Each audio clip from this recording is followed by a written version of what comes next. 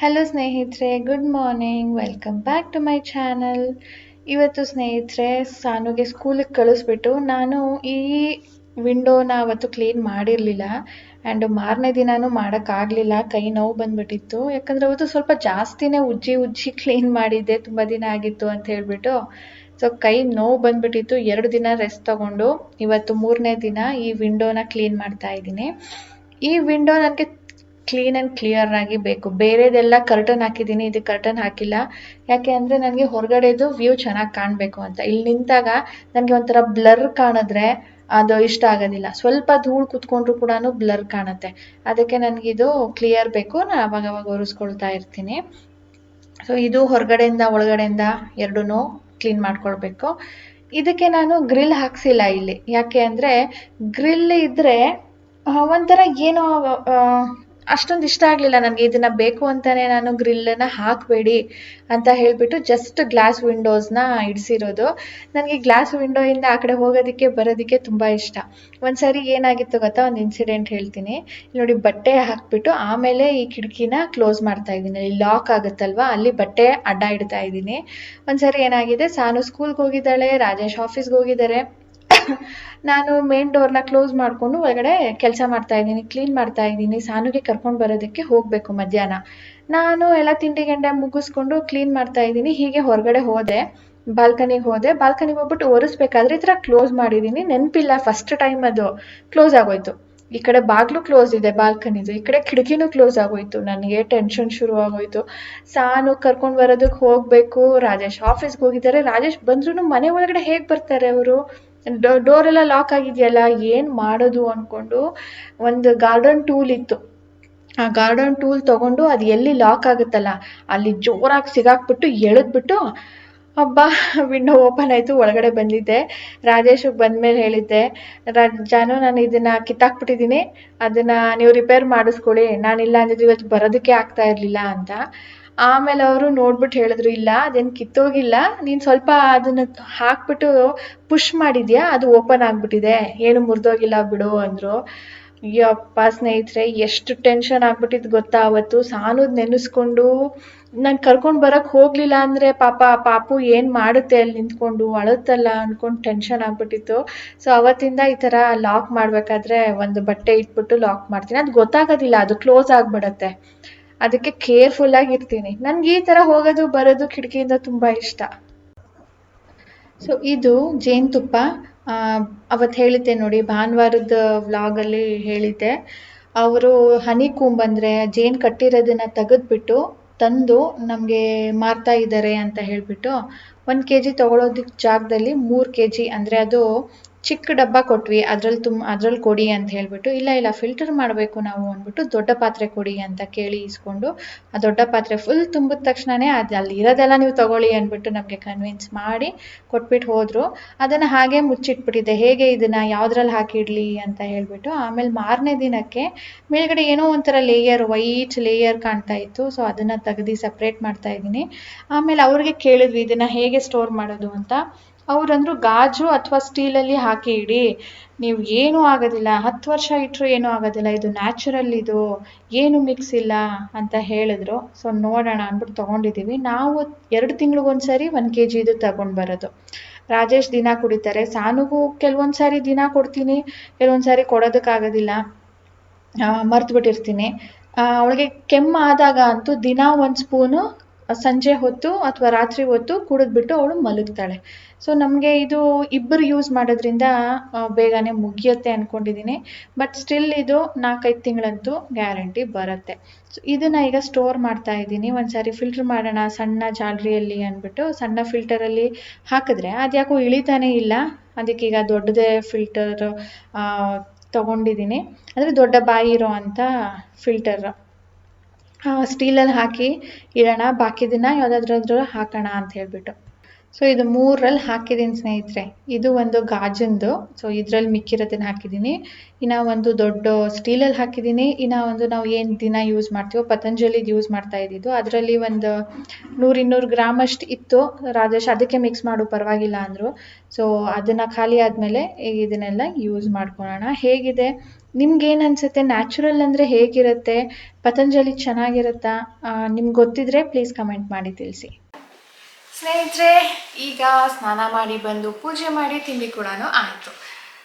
So ರೀಸೆಂಟಾಗಿ ನಾನು cost ಐರನ್ದು ಕೆಲವೊಂದು ಪದಾರ್ಥಗಳನ್ನ ತರಿಸ್ಕೊಂಡಿದ್ದೆ. ಅದರ ಹಾನೆಸ್ಟ್ ರಿವ್ಯೂ ನಿಮ್ಮ ಜೊತೆ ಶೇರ್ ಮಾಡೋಣ ಅಂತ ಇವತ್ತು ಅಂದ್ಕೊಂಡೆ. ಯಾಕಂದರೆ ಕಾಸ್ಟ್ ಐರನ್ನು ನಾನು ಮೊದಲು ತೊಗೊಳೋದೋ ಬೇಡವೋ, ಇಸ್ ಇಟ್ ವರ್ತ್ ಬೈಯಿಂಗ್? ಯಾಕೆ ಅಂದರೆ ಅದು ಕಡಿಮೆಗೆ ಸಿಗೋದಿಲ್ಲ, ಎಲ್ಲನೂ ಕೂಡ 1000 ರೂಪಾಯಿ ಮೇಲೇ ಇರುತ್ತೆ. ತೊಗೊಳ್ಳ ಬೇಡವಾ ಅನ್ನೋ ಕನ್ಫ್ಯೂಷನಲ್ಲಿದ್ದೆ. ಸೊ ನಿಮಗೂ ಕೂಡ ಆ ಥರ ಕನ್ಫ್ಯೂಷನ್ ಇರುತ್ತಲ್ವ, ಅಷ್ಟೊಂದು ಕೊಟ್ಟು ತೊಗೊಳ್ಬೇಕಾ, ಅದು ನಿಜವಾಗ್ಲೂ ಅದು ಅಷ್ಟು ವರ್ತಾ ಅಂತ ಹೇಳಿಬಿಟ್ಟು.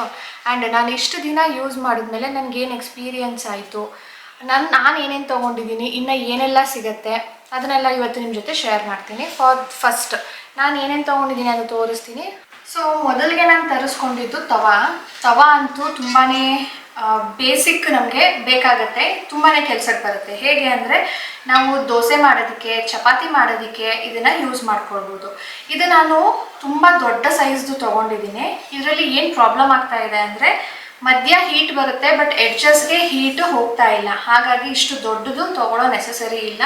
ಇದಕ್ಕಿಂತ ಚಿಕ್ಕ ಸೈಜ್ದು ಏನು ಬರುತ್ತೋ ಅದನ್ನು ತೊಗೊಂಡ್ರು ಓಕೆನೆ, ನಡೆಯುತ್ತೆ. ಇಟ್ಸ್ ಬೆಸ್ಟ್ ಅಂತ ಹೇಳ್ತೀನಿ. ಇದು ದೊಡ್ಡದು ತೊಗೊಂಡಾಗ ರೇಟ್ ಕೂಡ ಜಾಸ್ತಿ ಇರುತ್ತೆ ಆ್ಯಂಡ್ ಗ್ಯಾಸ್ ಕನ್ಸಂಪ್ಷನ್ ಕೂಡ ಜಾಸ್ತಿ ಆಗುತ್ತೆ, ಬಟ್ ಹೀಟು ಇಲ್ಲೆಲ್ಲ ಸ್ಪ್ರೆಡ್ ಆಗೋದಿಲ್ಲ. ನಾನು ಅಂದ್ಕೊಂಡಿದ್ದೆ ಹೋಟೆಲಲ್ಲಿ ಹೇಗೆ ದೊಡ್ಡದು ಮಸಾಲೆ ದೋಸೆ ಕೊಡ್ತಾರಲ್ವ ಆ ಥರ ಮಾಡೋಣ ಅಂತ ಹೇಳಿಬಿಟ್ಟು, ಬಟ್ ಮಧ್ಯ ಫುಲ್ ರೆಡ್ ಆಗಿಬಿಡುತ್ತೆ, ಎಡ್ಜಸ್ಸಲ್ಲಿ ಹಾಗೇ ಇರುತ್ತೆ, ವೈಟ್ಗೇನೆ ಇರುತ್ತೆ, ಕೆಲವೊಂದು ಸಾರಿ ಬೆಂದಿರೋದಿಲ್ಲ. ಹಾಗಾಗಿ ಇಷ್ಟು ದೊಡ್ಡದು ತೊಗೊಳ್ಳೋ ನೆಸಸರಿ ಇಲ್ಲ, ಇದಕ್ಕಿಂತ ಸ್ವಲ್ಪ ಚಿಕ್ಕ ಸೈಜ್ದು ತೊಗೊಳ್ಬೋದು. ಸೊ ನಾನು ಇದನ್ನು ತೊಗೊಂಡಿದ್ದೀನಲ್ಲ, ಇದ್ರದ್ದು ಲಿಂಕ್ ಹಾಕ್ತೀನಿ ಬೇಕಿದ್ರೆ. ಆ್ಯಂಡ್ ಚಿಕ್ಕ ಸೈಜ್ದು ಸಿಗುತ್ತಲ್ಲ ಅದರದ್ದು ಕೂಡ ಲಿಂಕ್ ಹಾಕ್ತೀನಿ, ಅಷ್ಟು ಸಾಕು. ಅದರಲ್ಲೇ ನಾವು ಚಪಾತಿ ಮತ್ತು ದೋಸೆ ಎರಡೂ ಮಾಡ್ಬೋದು. ಇದ್ರ ಮೇಂಟೆನೆನ್ಸ್ ಹೇಗೆ ಅಂತ ನಾನು ನಿಮಗೆ ತಿಳಿಸ್ತೀನಿ. ನೆಕ್ಸ್ಟು ಇಂಪಾರ್ಟೆಂಟ್ ಅಂದರೆ ಪಡ್ಡು ತವಾ. ನನಗೆ ಪಡ್ಡು ತವಾ ವಾರಕ್ಕೊಂದ್ಸರಿ ನಾನು ಮಾಡೋದ್ರಿಂದ ನನಗಿದು ಬೇಕಾಗಿತ್ತು. ಇದು ಕೂಡ ಚೆನ್ನಾಗಿದೆ. ಫಸ್ಟ್ ಬಂದಾಗ ಇದು ಪ್ರೀ ಸೀಸನ್ಡ್ ಅಂತ ಹೇಳ್ತಾರೆ, ಬಟ್ ಸ್ಟಿಲ್ ನಾವು ಪ್ರಾಪರಾಗಿ ಒಂದ್ಸರಿ ಸೀಸನ್ ಮಾಡಲೇಬೇಕು, ಇಲ್ಲ ಅಂದರೆ ಪಡ್ಡು ಫುಲ್ ಅಂಟ್ಕೊಂಡು ಬಿಡುತ್ತೆ, ಹೇಳೋದೇ ಇಲ್ಲ. ಸೊ ಇದು ಕೂಡ ವರ್ತ್ ಬಾಯಿಂಗ್. ಇದು ನಾನು 9 ಈ ಪಡ್ಡು ಮಾಡುವಂಥದ್ದನ್ನು ತೊಗೊಂಡಿದ್ದೀನಿ. ಯಾಕೆ ಅಂದರೆ ನನಗೆ ಈ ಲಿಡ್ ಬೇಕಿತ್ತು. ಈ ಲಿಡ್ಡು ಬರೀ ಇದ್ರ ಜೊತೆ ಮಾತ್ರನೇ ಸೆಟ್ ಇದ್ದಿದ್ದು, ಬೇರೆ ಇದಕ್ಕಿಂತ ದೊಡ್ಡ ಸೈಜ್ ಇದೆ, ಅಂದರೆ 12 ಪಡ್ಡು ಮಾಡುವಂಥದ್ದಿದೆ, ಅದ್ರ ಜೊತೆ ಲಿಡ್ ಇರಲಿಲ್ಲ. ಬಟ್ ಇವಾಗ ಅನ್ನಿಸ್ತಾ ಇದೆ ಈ ಲಿಡ್ ಏನು ಪ್ರಯೋಜನ ಇಲ್ಲ, ಇದ್ರ ಮೇಲೆ ಮುಚ್ಚಲೇಬೇಕು ಅನ್ನೋ ಥರ ಇಲ್ಲ. ಯಾಕಂದರೆ ಇದು ಸ್ಲೋ ಕುಕ್ಕಿಂಗ್ ಆಗುತ್ತೆ. ಸ್ಲೋ ಕುಕ್ಕಿಂಗ್ ಆದಾಗ ಫುಲ್ಲು ಕ್ರಿಸ್ಪ್ ಆಗುತ್ತೆ, ಹೊರಗಡೆ ಲೇಯರು, ಒಳಗಡೆ ಮಾತ್ರ ಸಾಫ್ಟ್ ಇರುತ್ತೆ. ಸೊ ಆ ಥರ ಆಗಬೇಕಾದ್ರೆ ಮೇಲ್ಗಡೆ ಹಾಫ್ ಕುಕ್ ಆಗಿರುತ್ತೆ. ಹಾಫ್ ಕುಕ್ ಆದಾಗ ನಾವು ಇದನ್ನು ತಿರುಗಿಸ್ಬೇಕು ಪಡ್ಡುನ, ಆವಾಗ ಮಾತ್ರನೇ ಅದು ಫುಲ್ ಶೇಪ್ ಚೆನ್ನಾಗಿ ಬರೋದು ಆ್ಯಂಡ್ ಬೇಯೋದು ಕೂಡ ಎರಡೂ ಕಡೆನೂ ಚೆನ್ನಾಗಿ ರೋಸ್ಟ್ ಆಗುತ್ತೆ. ಇದಕ್ಕೆ ಪ್ರಯೋಜನ ಇಲ್ಲ.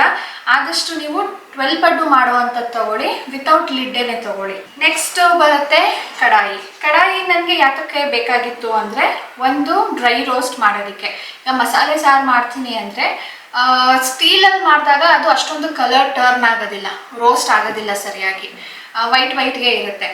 ಬಟ್ ಇದರಲ್ಲಿ ಮಾಡಿದಾಗ ಚೆನ್ನಾಗಾಗುತ್ತೆ. ಅಲ್ಯೂಮಿನಿಯಂ ಬಾಣಲಿಯಲ್ಲೂ ಕೂಡ ಚೆನ್ನಾಗಾಗುತ್ತೆ, ಬಟ್ ಅಲ್ಯೂಮಿನಿಯಂ ಅಷ್ಟೊಂದು ಒಳ್ಳೆಯದಲ್ಲ, ಹೆಲ್ತಿ ವರ್ಷನ್ ಹೋಗೋಣ ಅಂದ್ಬಿಟ್ಟು ನಾನು ಇದನ್ನು ತರಿಸಿದ್ದು. ಆ್ಯಂಡ್ ಇದರಲ್ಲೂ ಕೂಡ ನಮಗೆ 2 ಥರದ್ದು ಸಿಗುತ್ತೆ.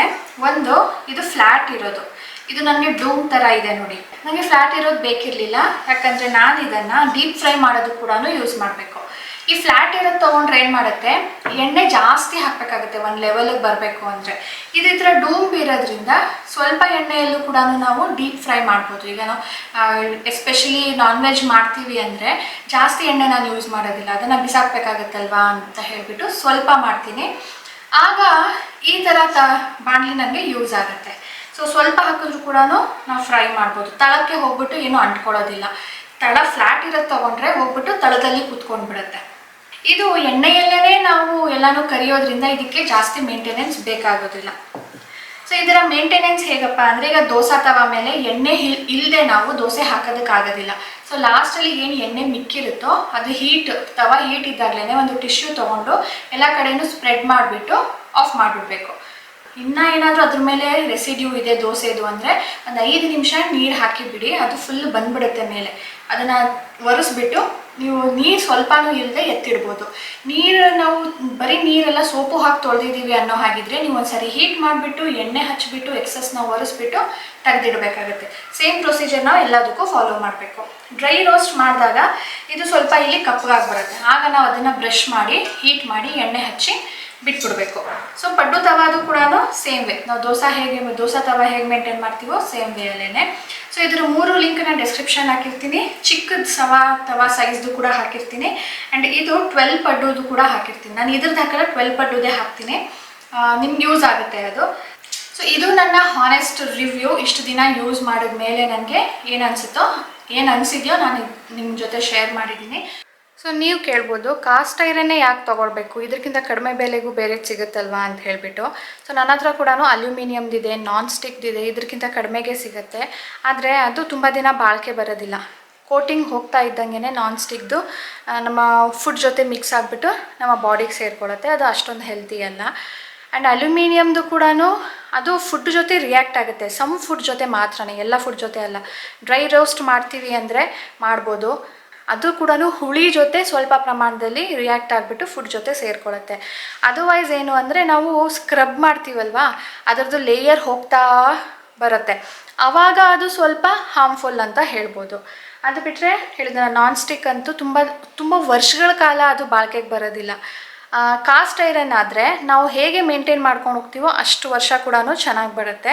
ನಾನು ನೋಡಿರೋ ಪ್ರಕಾರ 10 ವರ್ಷದಿಂದನೂ ಯೂಸ್ ಮಾಡ್ತಾ ಇರೋರು ಇದ್ದಾರೆ. ಅದೆಲ್ಲ ರಿವ್ಯೂ ನೋಡಿಬಿಟ್ಟು ನಾನು ಈ ಕಾಸ್ಟ್ ಐರನ್ ಪಾತ್ರೆಗಳನ್ನ ತರಿಸ್ಕೊಂಡಿರೋದು. ಮಧ್ಯಾಹ್ನದ ಅಡುಗೆಗೆ ಪ್ರಿಪೇರ್ ಮಾಡಿಟ್ಬಿಟ್ಟು ಸಾನು ಕರ್ಕೊಂಡು ಬರೋದಕ್ಕೆ ಹೋಗಬೇಕು. 2 ಗಂಟೆ ಏನೋ ಆಗ್ತಾಯಿದೆ ಈಗ. ಮಧ್ಯಾಹ್ನದ ಅಡುಗೆ ಇವತ್ತೇನು ಮಾಡಿಲ್ಲ. ನೆನ್ನೆ ಪರೋಟ ಮಾಡಿದ್ದೆ, ಆಲೂ ಪರೋಟ ಸಾನುಗೆ ತುಂಬಾ ಇಷ್ಟ. ಮಾರನೇ ದಿನಾನೂ ಬೇಕು ಅಂತಾಳೆ. ಆದರೆ ನಾನು ಬಾಕ್ಸ್ಗೆ ಹಾಕಿ ಕಳಿಸ್ತೀನಿ, ಬಟ್ ಬಿಸಿ ತಿಂದರೆ ಚೆನ್ನಾಗಿರುತ್ತಲ್ವಾ ಅಂತ ಹೇಳಿಬಿಟ್ಟು ಮಧ್ಯಾಹ್ನ ಮಾಡಿಕೊಡ್ತೀನಿ ಅಂದ್ಬಿಟ್ಟು ಇವತ್ತು ಬಾಕ್ಸ್ಗೆ ಹಾಕಿಲ್ಲ. ಆ್ಯಂಡ್ ನಾನು ಸ್ವಲ್ಪ ಜಾಸ್ತಿ ಮಾಡೋದಕ್ಕೆ ಹೋದೆ, ಈ ಸರಿ ಜಾಸ್ತಿ ಆಗೋಯ್ತು. ಅದಕ್ಕೆ ಮಧ್ಯಾಹ್ನಕ್ಕೆ ಎಲ್ಲರಿಗೂ ಇದೇ ಆಗುತ್ತೆ ಬಿಡು ಅಂತ ಹೇಳಿಬಿಟ್ಟು ಇವತ್ತು ಮಧ್ಯಾಹ್ನಕ್ಕೆ ಏನು ಮಾಡಿಲ್ಲ. ಇದನ್ನು ಈಗ ಪರೋಟ ಮಾಡ್ತಾ ಇದ್ದೀನಿ. ಸೊ ಪರೋಟ ತುಂಬ ಟೇಸ್ಟಿಯಾಗಿರುತ್ತೆ. ಇದಕ್ಕೆ ಗೊಜ್ಜು ಪಲ್ಯ ಏನೂ ಬೇಕಾಗಿರೋದಿಲ್ಲ. ಜಸ್ಟ್ ಚಪಾತಿ ಒಳಗಡೆ ಸ್ಟಫಿಂಗ್ ಮಾಡಿಬಿಟ್ಟು ಬೆಣ್ಣೆ ಜೊತೆ ತಿಂದರೆ ಚೆನ್ನಾಗಿರುತ್ತೆ. 1 2 3 4 5 now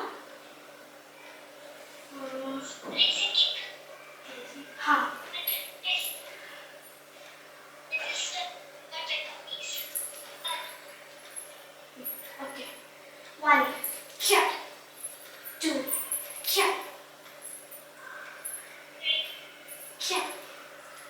4 5 now it's side kick. This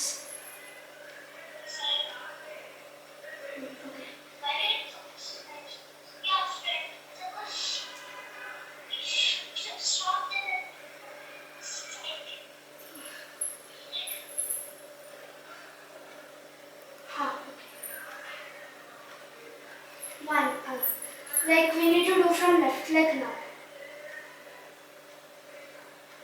Okay 1 2 3 4 5. ಸ್ನೇಹಿತರೆ, ಇಷ್ಟೊತ್ತು ನೀವು ಏನು ನೋಡಿದ್ರಿ ಅಂದರೆ ಸಾನು ನಾಳೆ ಟಾಯ್ಕಾಂಡೋ ಸ್ಟೇಟ್ ಲೆವೆಲ್ ಕಾಂಪಿಟೇಷನ್ಗೆ ಹೋಗ್ತಾ ಇದ್ದಾಳೆ ಅಟೆಂಡ್ ಮಾಡೋದಕ್ಕೆ. She has got selected in her school level. So school ಲೆವೆಲಿಂದ ಸ್ಟೇಟ್ ಲೆವೆಲ್ ಕಾಂಪಿಟೇಷನ್ಗೆ ಹೋಗ್ತಾ ಇದ್ದಾಳೆ. ಅದು ಅವ್ರ ಫ್ರೆಂಡ್ ಜೊತೆ ವಿಡಿಯೋ ಕಾಲಲ್ಲಿ ಪ್ರಾಕ್ಟೀಸ್ ಮಾಡ್ತಾ ಇರೋದು. ಸೊ ಇನ್ನೂ ಒಂದು ಗುಡ್ ನ್ಯೂಸ್ ಏನು ಅಂದರೆ ಒಲಿಂಪಿಯಾಡ್ ಎಕ್ಸಾಮ್ ಇತ್ತಲ್ವ, ನಾನು ನಿಮಗೆ ಹೇಳಿದ್ದೆ ಹೇಗೆ ಅದು ಅಟೆಂಡ್ ಮಾಡೋದು, ಏನದು, ಯಾಕೆ ತೊಗೊಳ್ಬೇಕು ಅಂತ ಹೇಳಿಬಿಟ್ಟು. ಸೊ ಅದರಲ್ಲಿ ಸಾನು ಅವರು ಈ ವರ್ಷ ಫಸ್ಟ್ ಲೆವೆಲ್ನ ಕ್ಲಿಯರ್ ಮಾಡಿ ಸೆಕೆಂಡ್ ಲೆವೆಲ್ಗೆ ಸೆಲೆಕ್ಟ್ ಆಗಿದ್ದಾರೆ. ಸೊ ಅದರ ಅಡ್ಮಿಷನ್ ಕಾರ್ಡ್ ಇದು ಇವತ್ತೇ ಬಂದಿರೋದು. ಎಕ್ಸಾಮ್ ಇರೋದು ಇದೇ ತಿಂಗಳ 11ನೇ ತಾರೀಕು.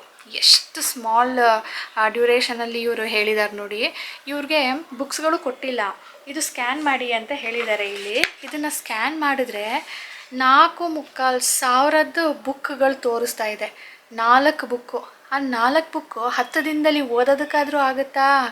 ಯಪ್ಪ, ಏನು ತಲೆ ಇದೆಯೋ ಗೊತ್ತಿಲ್ಲ ಇವ್ರಿಗೆ. ಇಷ್ಟು ಚಿಕ್ಕ ಡ್ಯೂರೇಷನಲ್ಲಿ ಅಷ್ಟೊಂದು ಬುಕ್ಕು ಓದಿ ಅಂದ್ಬಿಟ್ಟು ಇವರು ನಮಗೆ ರೆಫರ್ ಮಾಡ್ತಾ ಇದ್ದಾರೆ. ಎಲ್ಲಿಂದ ಓದೋದು, ಎಲ್ಲಿಂದ ತರೋದು ಅದನ್ನು? ಅದು ಏನೋ ನಾವು ಆನ್ಲೈನಲ್ಲಿ ಅದನ್ನು ಆರ್ಡ್ರ್ ಮಾಡಬೇಕು. ಎಷ್ಟು ದಿನಕ್ಕೆ ಬರುತ್ತೆ ಅಂತ ಗೊತ್ತಿಲ್ಲ. ಪಾಪ ಹೇಗೆ ಅವಳಿಗೆ ನಾನು ರೆಡಿ ಮಾಡಲಿ ಅಂತಲೇ ಗೊತ್ತಾಗ್ತಾ ಇಲ್ಲ. ಅವ್ರ ಮ್ಯಾಮ್ ಪಾಪ ಫೋನ್ ಮಾಡಿದರು, ಫಸ್ಟ್ ಲೆವೆಲ್ದೇ ಇದೆಯಲ್ಲ ಅದನ್ನೇ ಒಂದು ಸಾರಿ ಓದಿಸಿ, ಇನ್ನೇನು ಮಾಡ್ತೀರಾ, ನಿಮಗೆ ಆನ್ಲೈನಲ್ಲಿ ಎಲ್ಲಾದರೂ ಸಿಗುತ್ತಾ ನೋಡಿ, ಕ್ವೆಶನ್ ಅಲ್ಲೇ ಸಾಲ್ವ್ ಮಾಡೋ ಥರ ಅಂತ ಅವ್ರು ಹೇಳಿದ್ರು. ಇಷ್ಟು ಕಡಿಮೆ ಟೈಮಲ್ಲಿ ನಾವು ಹೇಗೆಲ್ಲ ಪ್ರಿಪೇರ್ ಮಾಡೋಕ್ಕಾಗತ್ತೆ ಹೇಳಿ? 3 ತಿಂಗಳು ನಾನು ಕೂರಿಸ್ಕೊಂಡು ಫಸ್ಟ್ ಲೆವೆಲ್ಗೆ ಅವಳಿಗೆ ಓದಿಸಿರೋದು. ನೋಡೋಣ, ರಾಜೇಶ್ ನಾಳೆ ಹೇಳ್ತೀನಿ, ಏನಾದರೂ ಅಂಗಡಿಯಲ್ಲಿ ಸಿಗುತ್ತಾ ನೋಡಿ ಬನ್ನಿ. ಆನ್ಲೈನಲ್ಲಂತೂ ತರ್ಸೋಕ್ಕಾಗೋದಿಲ್ಲ. ಅಂಗಡಿಯಲ್ಲಿ ಸಿಕ್ಕಿದ್ರೆ ಅಟ್ಲೀಸ್ಟ್ ಯಾವ್ದಾದ್ರು ಒಂದಾದರೂ ತೊಗೊಂಡು ಬನ್ನಿ, ಒಂದು 10 ದಿನದಲ್ಲಿ ಓದೋದಕ್ಕಾಗತ್ತೆ ಅಂತ ಹೇಳಬೇಕು. ಸೊ ಸಾನು ಅವರು ಸೆಕೆಂಡ್ ಲೆವೆಲ್ಗೆ ಸೆಲೆಕ್ಟ್ ಆಗಿದ್ದಾರೆ. ಇದರಲ್ಲಿ ಕೊಟ್ಟಿರೋದು ಸ್ಕೂಲ್ ಲೆವೆಲಲ್ಲಿ 5th, ಸ್ಕೂಲ್ ಲೆವೆಲಲ್ಲಿ 5th ರ್ಯಾಂಕ್, ಝೋನಲ್ ಲೆವೆಲಲ್ಲಿ 192. ಇದು ಇಂಟರ್ನ್ಯಾಷನಲ್ ಮ್ಯಾಥ್ ಒಲಿಂಪಿಯಾಡ್ ಅಂತ ಹೇಳಿಬಿಟ್ಟು. ಸೊ ಇಂಟರ್ನ್ಯಾಷನಲ್ ಲೆವೆಲಲ್ಲಿ 300 ರ್ಯಾಂಕ್ ತೊಗೊಂಡಿದ್ದಾಳೆ. ಅವಳ ಸ್ಕೂಲ್ ಲೆವೆಲಲ್ಲಿ 5th ರ್ಯಾಂಕ್ ತೊಗೊಂಡಿದ್ದಾಳೆ. ಸಾನದು ಟಾಯ್ಕಾಂಡೋ ಡ್ರೆಸ್ ಒಗ್ದು ಐರನ್ ಮಾಡ್ತಾ ಇದ್ದೀನಿ ಈಗ. ಅವ್ರು ಸರ್ ಹೇಳಿದ್ರಂತೆ ಶೈನಿಂಗ್ ಬರ್ತಾ ಇರಬೇಕು ಬಟ್ಟೆ, ಅಷ್ಟು ನೀಟಾಗಿರಬೇಕು ಅಂದ್ಬಿಟ್ಟು. ಎಷ್ಟು ಕಲೆಗಳು ಮಾಡ್ಕೊಂಡಿದ್ದಾರೆ ಅಂದರೆ ಹ್ಯಾಂಡ್ ಬ್ರಷ್ ಮಾಡಿದ್ರೂ ಹೋಗ್ತಾ ಇಲ್ಲ. ಅದು ಎಷ್ಟು ಹೋಗುತ್ತೋ ಅಷ್ಟು ಮಾಡಿ ಒಣಗಾಕಿ ಈಗ ಐರನ್ ಮಾಡಿ ನಾಳೆಗೆ ರೆಡಿ ಮಾಡ್ತಾ ಇದ್ದೀನಿ. ಸಾನು ಸೆಲೆಕ್ಟ್ ಆಗಿರೋದು ವೈಟ್ ಬೆಲ್ಟ್ ಕ್ಯಾಟಗರಿಯಲ್ಲಿ. ಇದು ಅವಳ ಫಸ್ಟ್ ಲೆವೆಲ್ ಅಥವಾ ಫಸ್ಟ್ ಅಟೆಂಪ್ಟ್ ಅಂತ ಹೇಳ್ಬೋದು. ನಾವು ಸಪ್ರೇಟಾಗಿ ಕಲಿಸಿ ಅಲ್ಲಿಗೇನು ಕಳಿಸ್ತಾ ಇಲ್ಲ. ಅವರ ಸ್ಕೂಲಲ್ಲೇ ಹೋದ ವರ್ಷದಿಂದನೂ ಕಲಿತಾ ಇದ್ದಾಳೆ.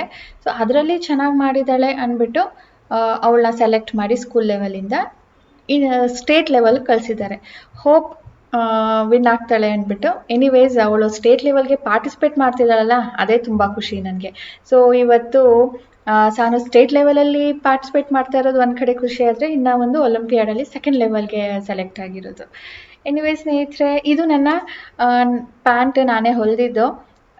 ಸ್ವಲ್ಪ ಲೂಸ್ ಹೊಲಿಯೋಣ ಅಂದ್ಬಿಟ್ಟು ಲೂಸ್ ಹೊಲಿದಿದೆ, ಅದು ಫುಲ್ ಲೂಸ್ ಆಗಿಬಿಟ್ಟಿದೆ. ನೋಡೋಣ ಅದನ್ನು ಏನು ಮಾಡಬೇಕು ಅಂತ. ಹೊಲಿದಾಗಿದೆ, ಈಗ ಐರನ್ ಮಾಡಿ ಎತ್ತಿಡ್ತಾ ಇದ್ದೀನಿ. ಸೊ ಇವತ್ತಿನ ವ್ಲಾಗ್ ಇದ್ರೊಂದಿಗೆ ಎಂಡ್ ಮಾಡ್ತೀನಿ ಸ್ನೇಹಿತರೆ. ಹೋಪ್ ನಿಮ್ಮೆಲ್ಲರಿಗೂ ಇಷ್ಟ ಆಗಿದೆ ಅಂತ ಇವತ್ತು ಕೊಟ್ಟಿರೋ ಅಂಥ ನನ್ನ honest review. So please like ಮಾಡಿ ಇಷ್ಟ ಆಗಿದ್ರೆ. ಸಬ್ಸ್ಕ್ರೈಬ್ ಮಾಡದೆ ನೋಡ್ತಾ ಇದ್ರೆ ಪ್ಲೀಸ್ ಸಬ್ಸ್ಕ್ರೈಬ್ ಮಾಡ್ಕೊಳ್ಳಿ ಆ್ಯಂಡ್ ಶೇರ್ ಮಾಡಿ. ಸಿಗೋಣ ನನ್ನ ನೆಕ್ಸ್ಟ್ ವ್ಲಾಗ್ನೊಂದಿಗೆ ಸ್ನೇಹಿತರೆ. ಬಾಯ್ ಬಾಯ್, ಟೇಕ್ ಕೇರ್.